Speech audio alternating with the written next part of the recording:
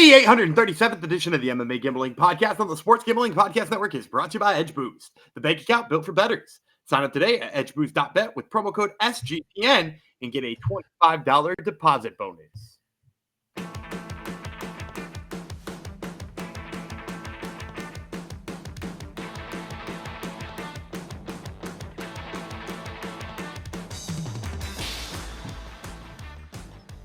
Heidi Ho DeGenerinos. Welcome to episode 837 of the MMA Gambling Podcast on the Sports Gambling Podcast Network, dedicated to Mikey Raw, a huge fan of mine on YouTube. I just hope, I don't really care what Mikey Raw or anyone says. I just hope that's not Gumby's burner account, because if that's Gumby's burner account, we got. Did you get some hate? Did you get some hate? A little bit of hate. But that's okay. Like that's how you know you made it, because usually the hate only comes from me on the regional stuff. Yes. Sometimes from fighters I pick against, sometimes from people who didn't follow all my advice. But it was hate for me not watching as much MMA as you, I think, is basically what it is. Okay. But that's hard to do, man. Yeah, exactly. I don't have time for this. Who am I, you may ask? If you're on YouTube, you see I am the Heidi Heiner, Jeff Fox. That's what auto captions thinks I say to kick off every episode. So that's my name now, Heidi Heiner. The other voice you heard was the one and only Daniel Gumby Vreeland. This episode, I'm glad we have something to talk about. We don't have to talk about the train wreck that was UFC, whatever that was last night. Not only did I only go 3-5, Gumby went 4-4. Gumby beat me, which is bad enough in of itself there. But we did 11 fights originally, and we only really got results for 8, and it was a freaking train wreck of a night, and none of the fights were good, and nothing mattered really. Michael Aswell versus Balaji, that was a good fight. And the opener, one fight of the night, I don't know. I don't know about that one of the night. Yeah, did you think it was really good? I mean, they landed a lot of punches, but I don't know if it was It's not like these are high level fighters either, those two pals. So it's really too bad for High End Amanda. She really belongs at atomweight, and it's she's only not sticking in the UFC because they don't weight class. Well, she is going to go to atomweight now because she's going to get cut and back to most likely. What a freaking disaster of a night. The main event didn't happen. At least that was nuts, dude. Not happening, first of all, is a thing, right? Like some fights didn't happen. We lost that Paul Craig fight not that long ago. And so fights get canceled all the time. We lost the Jamal Emmers, Chaz Skelly one when Chaz was already in the cage. You remember that? But this one was they showed the package. They showed the highlight package. And then they cut to the desk and they're like, what? And it was just really upsetting because I thought Macy Barber was going to get what was coming to her. And I don't know. I want to speculate what happened. Did you hear Erin Blanchfield talk about it afterwards? She's happy to speculate. Blanchfield, I guess, was the one that started the seizure speculations. Maybe that was a legit thing that happened. But apparently she was not well all week, and she missed weight, did not look well on the scale at all. She did not look healthy on the scale. So who knows? For her sake, hopefully, obviously. Well, we joke about Macy Barber lots, but we don't want any harm to happen to her. Gummy just doesn't want to watch her fight. That's all. No. But hopefully she's okay. But we don't need this fight rebooked. Just move it along. Blanchfield said she pretty much wouldn't accept it rebooked. Yes, exactly. This is the third time they were booked, and the second time, or the second time they were booked, and the second time Macy pulled out. So Macy was all offended when she suggested that she wasn't going to make it to this fight either. And lo and behold, look at that. Weight cutting once again. It seems like to be the culprit here. People trying to cut too much weight, but hopefully that doesn't happen with CFFC 143, Gummy, because we got one more before we put that amazing event to rest. More kudos for Gumby. He had Dustin Jacoby knockout prop plus 170. So there you go. A positive. Yeah, there we go. Came out of the night. I would have gotten the Erin Blanchfield sub prop too, but what are we gonna do? Sure you would have. Yeah, sure you would have. And another thing, I'm really happy that Macy Chiasson fights so smart in the cage. It's what I told you too. It's like, God, is she good at the thing she's good at, right? Yeah. But her wrestling doesn't work against people who are bigger than her or stronger than her, and she doesn't need to. Yes. But I was inexplicably she will. And that's it was and as look, I picked Ketlin Vieira and I told everybody on the show on Wednesday, we broke that fight down. I was like, I hope I'm wrong. I hope I'm wrong so much. And so even as somebody who had the winning side there, I was still like, man, this sucks. We talk way too much about it already, Gumby. I said we weren't going to talk about it. And look at it. Well, I guess there were stories that came out of it, just none really none helpful, relevant in the actual cage. And that show is game rat is still a beast. That's a relevant story. Is he always that fast? Like he seemed, or is he just that much faster than Klein? I think he was so fast. I think there are levels to these things. Yeah, he's so fast on the. Yeah, he looked really good. But Klein, turn it on at the end there, but not enough. Yep. All right. All that yapping, I got to pull the old ad reads up because this is a regional episode. No more UFC for you. We got CFFC today, and then we are getting in our time machine and we're jumping ahead because this week not the biggest, not a great one, not at least for like the big time regional MMA. But then next week there is more than enough. So we're going to jump in the time machine. We're going to do 2 PFL episodes to get you ready for. I guess we're up to the semifinals already, right? Next week. Yep. Cool. Yep. Semifinals for featherweights and welterweights. Yeah. Before we get to all that, reminder: the SGPN guys are going to be ripping packs live on air next Monday night. They'll be breaking a case of Panini Prisms with DAPS, and you can this advert's funny for an old guy, and you can get 10% off your favorite team with promo code SGPN. SportsGamblingPodcast.com/break BREAK to get in on the action. Breaking cases and DAPS, and it seems funny. An old guy like me saying all these words, Gumby, but hey, with the Z's at the end of it. We are talking about one thing not funny. We're going serious here. CFFC 143. Hasan versus Eastman with, do you see what else is happening at this card, Gumby? I didn't know. Special VIP guest meet and greet with Holly Holm. Bum, bum, bum. Oh. Yeah. All right. She is free from the UFC shackles. Now she can make appearances at CFF. No, a lot of regional promotions do that. It's like feature, Anthony Pettis Fight Championships is like one of the best at that. There's always like 7 guys who are there. Like Poirier shows up at those fights all the time. Yeah, no, the UFC would have let her do this, I'm sure, whether she was a GFL right? It wasn't GFC, GFL. I don't remember. It's so long ago. Already put it away. All right, CFFC is going down on June the 6th. So this is one of the ones this coming weekend. This one is a Friday night one. You can give it your full attention with no other massive regional events going on. Newtown, North Dakota. Never been there. I think we've discussed it. Neither of us have been to it. The Dakotas, right? No, not at all. Neither north, neither south. Maybe we'll have to take a SGPN MMA Gambling Podcast road trip to North Dakota. I don't know why, but we can go to the Four Bears Casino and Lodge. That's in Newtown.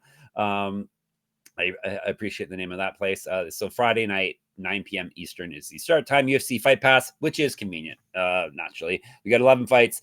Basically, we're giving you a full breakdown of half of them. And Gumby has got 6 to choose from for the old lightning round. All right. Tapology has the incorrect order. We're going off the CFFC's order. We assume that the source knows what they'll be putting in the cage in what order. So we're starting off with I got to scroll, a middleweight fight. Davi Cabral from Brazil. Farshedi Shamsidin. He is not from Brazil. He's from Tajikistan. These guys are fighting, as I said, at 185, 3 5-minute rounds. No odds yet for this here event, but CFFC is a common one. You will be able to get odds even at one of our sponsors, MyBookie. We'll have CFFC posted almost surely. Probably midweek. Shamsidin is 2-1 with 2 knockouts. He's been submitted once. That is the epitome of someone who owes his rounds for sure. Loss, win, loss has been his pattern. He has not fought since May of 2023. He's not lost since April 2022. That's the one positive of being inactive. You don't lose fights. Used to fight at 205. Cabral is young lion. He's 4-0, 2 knockouts, 2 submissions. So he owes his rounds too, damn it. This is his debut. Actually, both men are making their debut in CFFC here. Used to fight at 170, 0-1 as a pro grappler. So a couple of up-and-comers here, Gumby. What do you know about these guys? Have you been able to get film on them? What's the deal? Yeah, I've seen both of them fight. Cabral is definitely going to come in here as the favorite, both because on the surface, the record looks quite a bit better, right? Because he's, 5-0, you said? 4-0.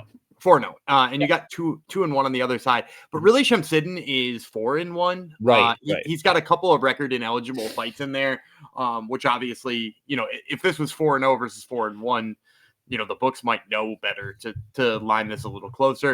I still think it's going to be lined somewhat close. I'm going to say like -200 for Cabral and like +175 for Shamsidin. And I'm going to go dog out the gate here. I actually like what I've seen from Shamsidin. Cabral is a guy who throws like a lot of low kicks, which when you're fighting a guy who can wrestle quite a bit, like in Shamsidin's case, that can be dangerous to continuously go to the kicks over and over again. And Cabral's, like, it's clear to me that he would rather wrestle and do jiu-jitsu. But like the connection between his grappling and his striking is not clean yet at this stage in his career. He'll throw hands and then he'll be at like kickboxing range and he'll shoot the takedown from kickboxing range. And that's like, a real problem when you're fighting somebody who's pretty good at wrestling.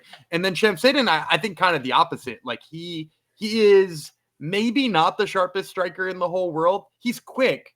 And when he closes the distance, he's in on the takedown the way that you need him to be. And in terms of like what he can do on the mat too, I like it a little bit better than Cabral. Like Cabral is, he's pretty sharp on top, but like he goes for positions a little bit too risky. And like you can see him get high on the back when he's looking for a rear naked choke and stuff like that. It looks like he would fall off against like maybe some better opponents, but he's fought kind of, both of them have fought a low level of opponents. So it's not really either of their faults.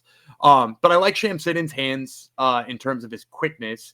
Even if he's maybe not the better boxer. I also just think like the takedowns are probably going to be there. And like for me, Cabral's, like I said, the shots are from too far away. Most of the takedowns I have seen him get are like body lock, inside trip stuff. I don't think any of that works against Farshedi except Shamsidin. So I'm going to go with him here probably as a medium-sized underdog. All right, medium-sized underdog it is for Shamsidin. Kick things off. I like it. Kicking things off with the dog.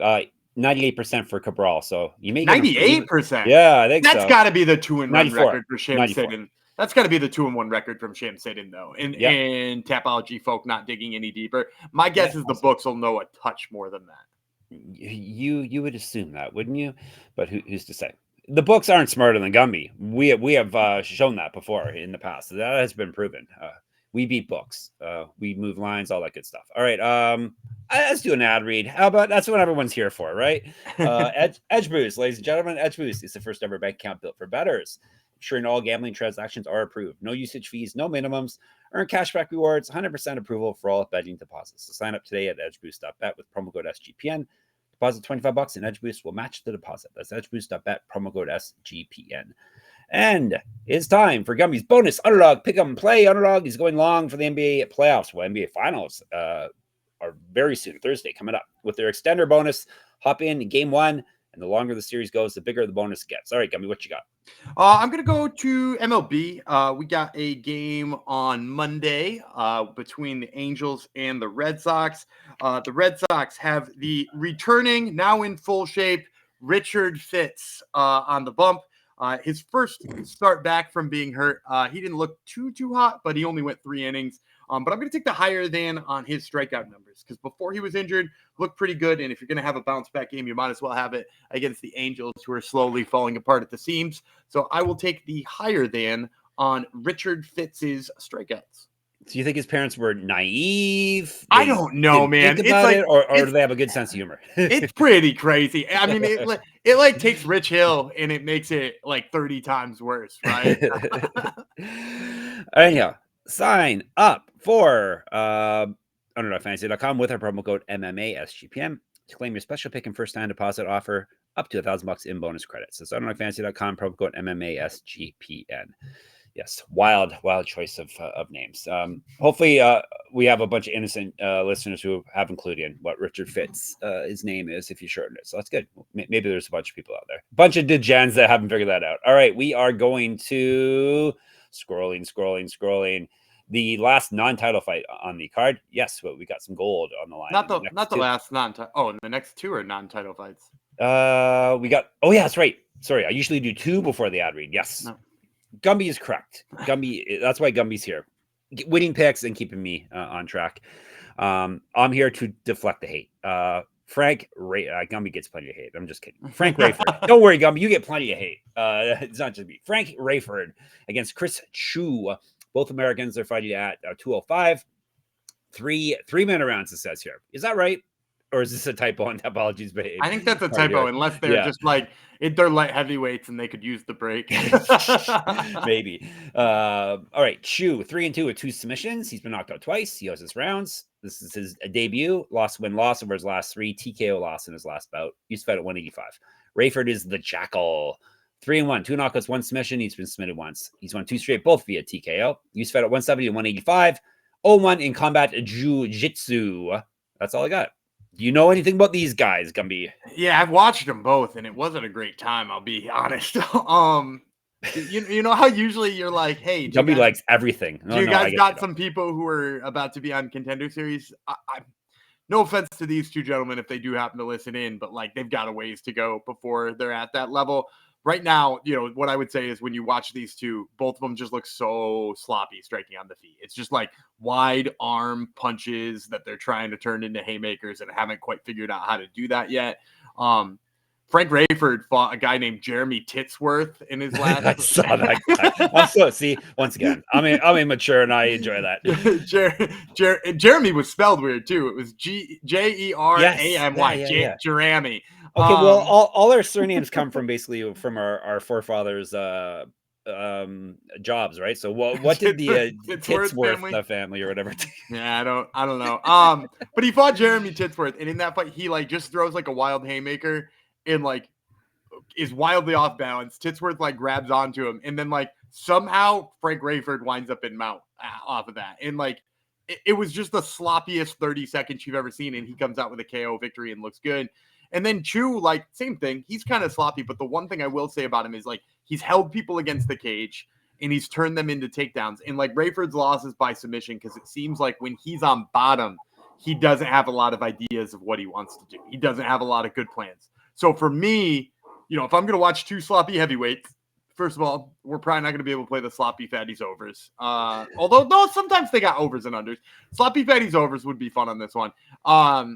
And I'm going to take Chris Choo. I think he's probably going to be the dog here. Rayford's record's just a touch better.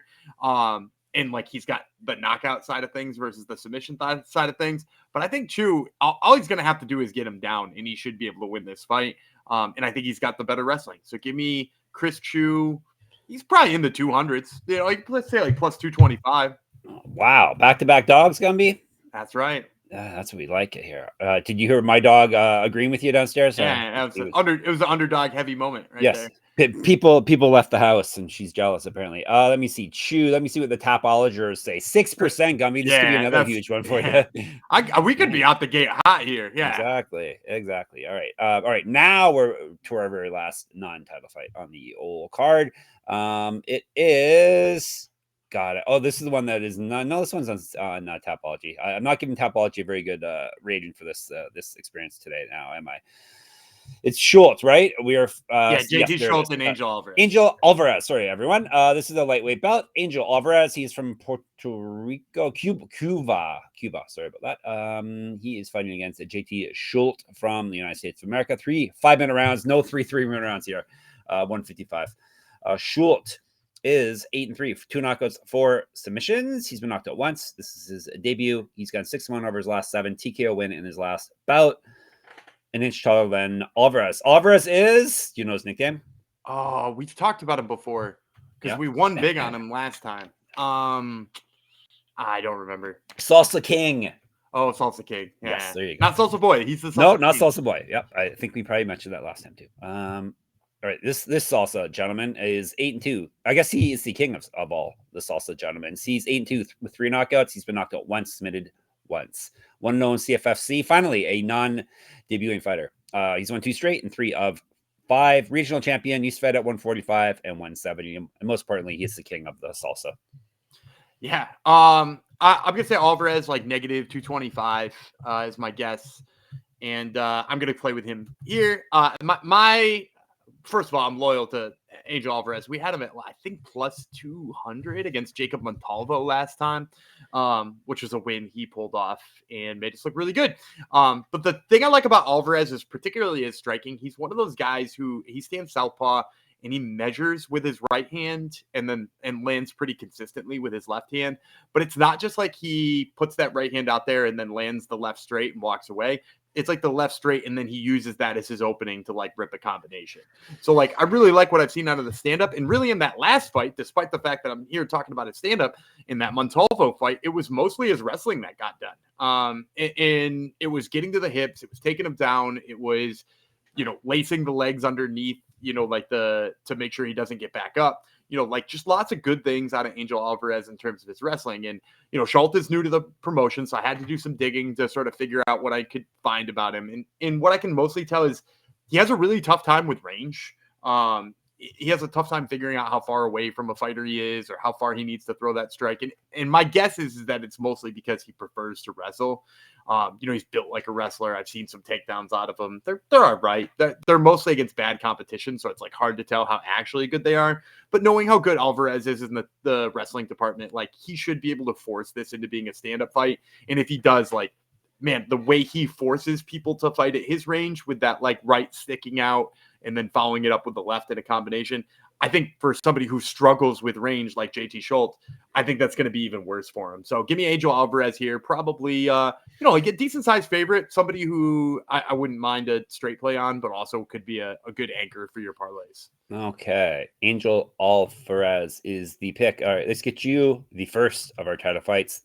This is a interim title fight because I know the answer to this one. The champ backed out of this one, or I didn't back out. That sounds bad, but the champ was injured. The champ would be who's the champ? Kyle Dawkins. Yeah, Kyle Dawkins.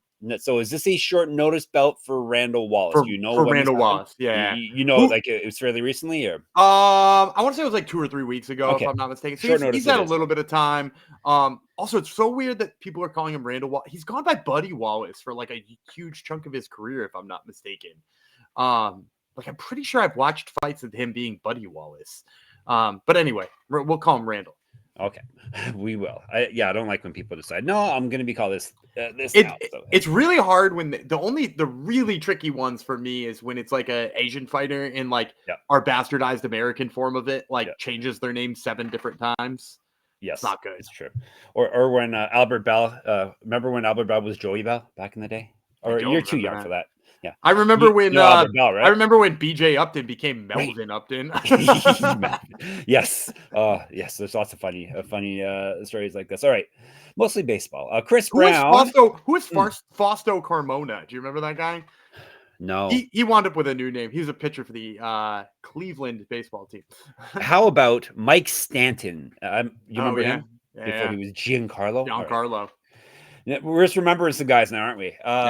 Chris Brown, not the singer, not the despicable woman abusing singer. Chris Brown versus Randall Wallace is for the interim middleweight championship 5-minute rounds. We tell you about Wallace. He's Braveheart, 23-10-1, 9 knockouts, 11 submissions. So he is a finisher, ladies and gentlemen.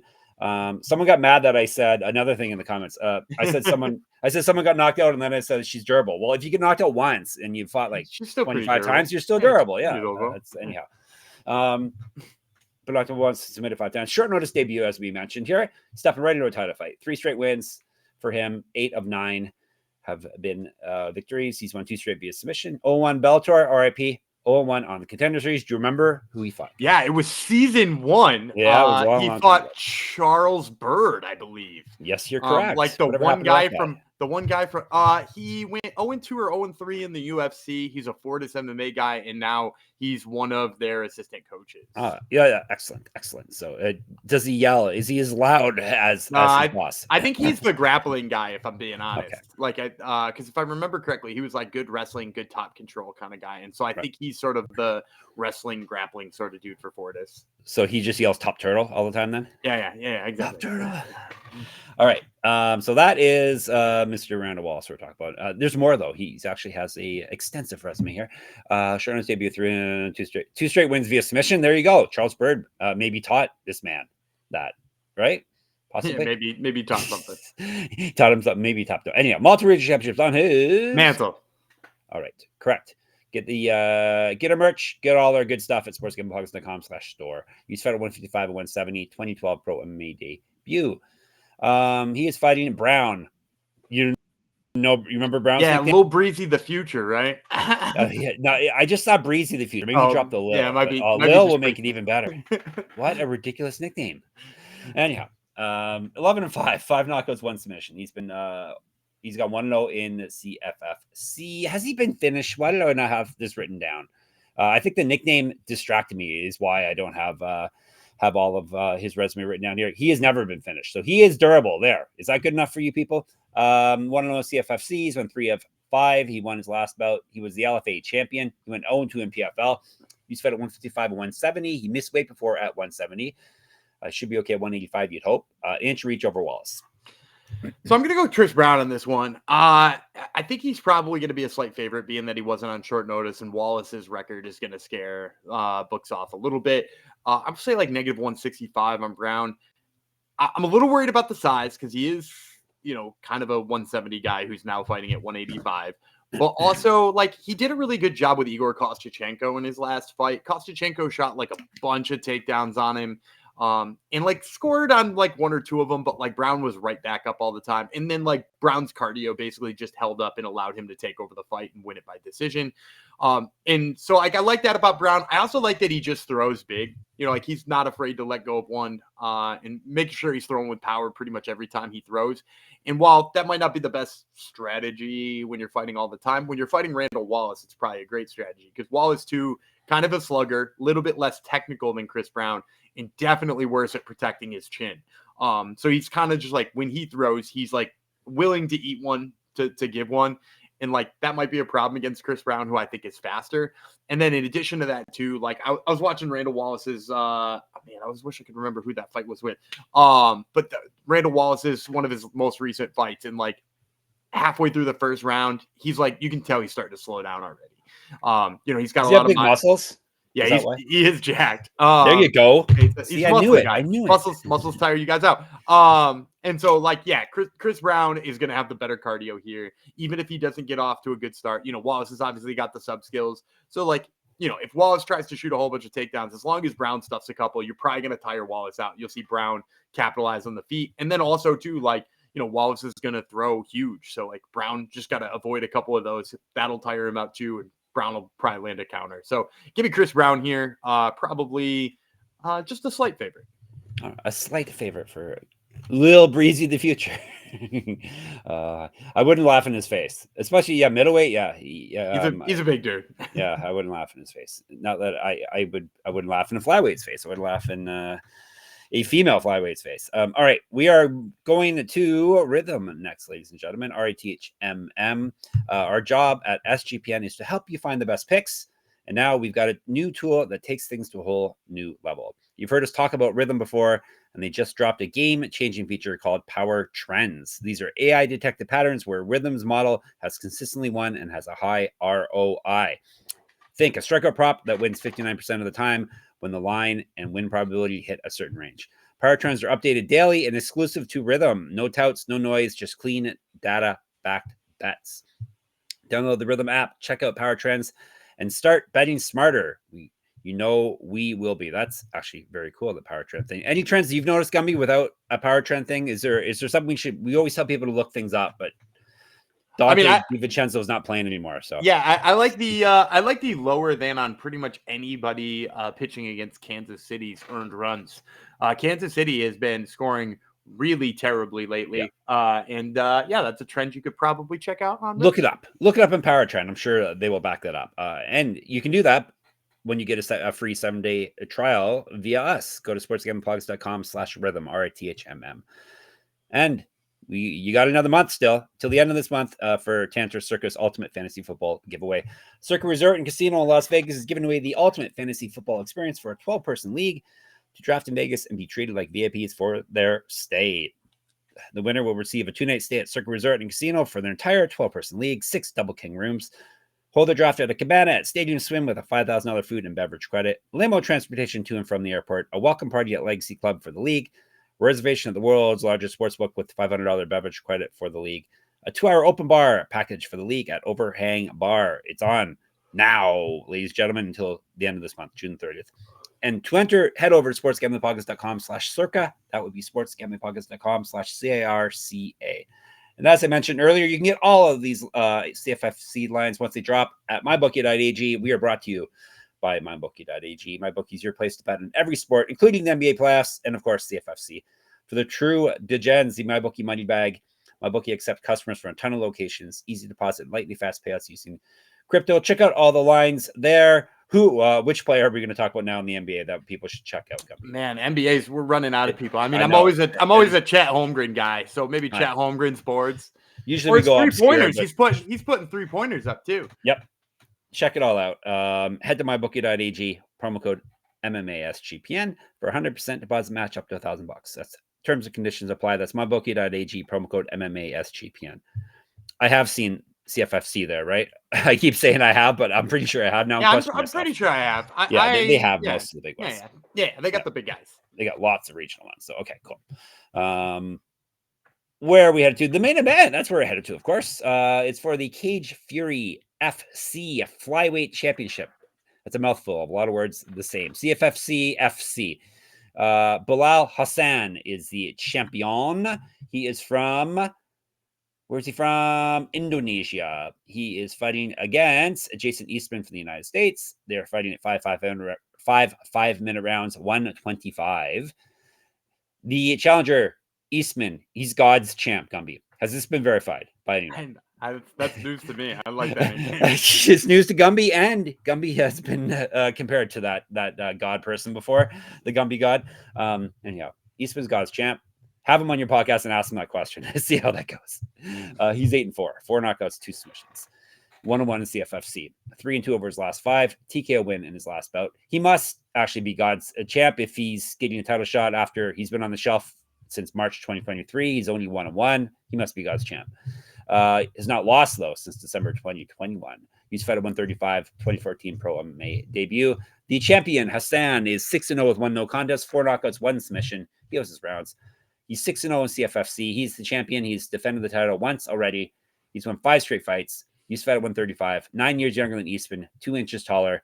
Why is he not on the on tough currently is what I'm asking. Yeah, I actually was just going to say that. Like, he was one of my picks to put on top. My guess is his record wasn't big enough when it rolled around because he did pick up a win somewhat recently, and that made him 5-0. So my guess is that, like, the 4-0 record didn't get the people on tough excited about him, which is crazy because if you watch him fight, he's so explosive. He's an absolutely electric striker to watch fight.